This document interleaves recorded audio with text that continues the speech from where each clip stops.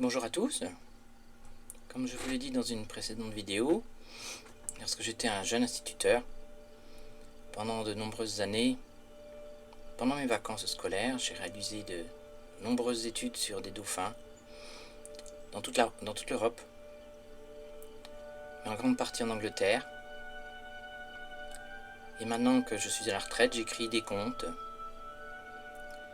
Et voilà ce que cette histoire m'a inspiré, entre autres.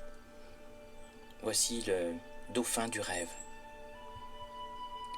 Il y a bien longtemps de cela, j'ai réalisé un rêve qui hante désormais toutes mes nuits. Elle était là, devant moi. Je tendis les mains pour toucher le bout de son rostre. À la seconde où le bout de mes doigts effleurèrent sa peau douce comme de la soie humide, elle disparut. Avais-je rêvé? Peut-être pas. Ma peau était mouillée. Les hippocampes se baladaient à quelques mètres devant moi. Des milliers de poissons multicolores, des bulles d'air qui provenaient du fond de la mer, m'englobèrent dans leur danse vers la surface. Impossible, je rêve encore et toujours. Où est la limite du rêve et de la réalité? Peut-être suis-je en train de surfer juste au milieu, là où tout est possible. Ce matin, John se réveilla à la lumière d'un rayon de soleil qui perçait à travers le rideau de coton blanc. Il se prépara pour aller faire son jogging matinal dans un petit bois qu'un ancien rêve avait créé mais qui avait oublié de repartir. Au beau milieu de ce bois se trouvait un lac où les libellules multicolores adoraient se faire bronzer sur de gros nénuphars faits avec de la dentelle de neige. Il adorait courir dans cet endroit fabriqué avec de la poudre de rêve.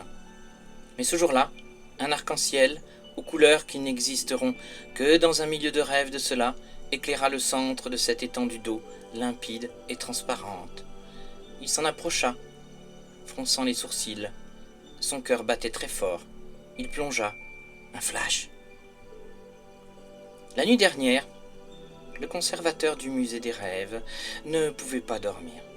Il décida d'aller dans la grande salle où tous les livres fabriqués avec des millions de rêves étaient entreposés sur des étagères de bois de sucre. Il en choisit un au hasard. Une image tomba sur la table, fait avec des pétales de rose d'un autre temps. Un dauphin semblait se diriger vers les profondeurs océanes. Il tractait un jeune monsieur.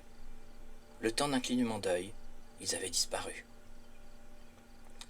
Je dédie ce conte en particulier à Missy, Silver, Poppy et Suki.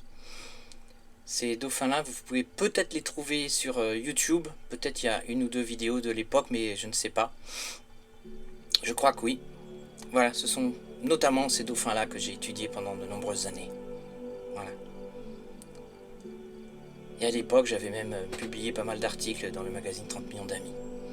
Si vous voulez plus d'informations, n'hésitez pas à me laisser un petit commentaire, je serai content de vous en parler.